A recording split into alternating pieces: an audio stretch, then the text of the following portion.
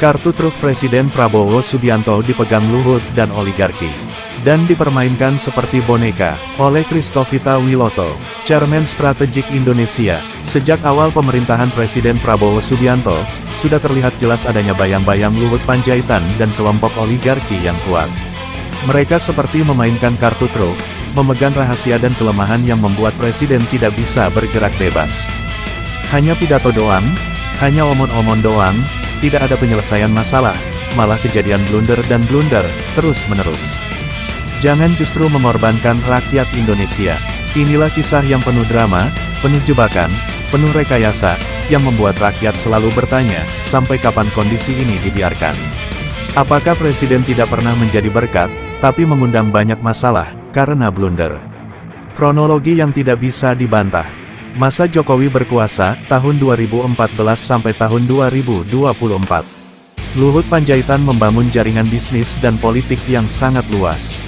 Semua proyek besar negara diarahkan pada lingkaran oligarki. Dari tambang, energi, hingga digitalisasi, semuanya masuk ke tangan kelompok terbatas. Munculnya Prabowo sebagai Presiden, 2024. Harapan rakyat muncul.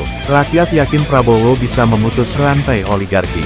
Namun, sebelum Prabowo benar-benar duduk di kursi Presiden, Luhut sudah menyiapkan kartu truf. Kartu truf ini adalah rahasia besar yang bisa menjatuhkan Prabowo kapan saja. Rekayasa demo dan kekacauan. Setiap kali ada kebijakan yang dianggap tidak sejalan dengan oligarki, muncul demo besar. Ada yang bakar-bakar, ada yang memprovokasi, bahkan ada korban jiwa. Semua diarahkan agar rakyat marah kepada pemerintah, sementara dalam sesungguhnya tetap bersembunyi. Prabowo menyadari tipu daya. Prabowo tahu ia sedang dimainkan. Ia sadar bahwa kekacauan bukanlah suara asli rakyat, melainkan adu domba yang disulut oleh Luhut dan lingkarannya. Namun, karena sudah dipegang dengan kartu truf, Prabowo tidak berani bergerak terlalu jauh. Jangan justru mengorbankan rakyat Indonesia. Rakyat semakin menderita, harga naik, lapangan kerja sulit, dan ketidakpastian membuat rakyat marah.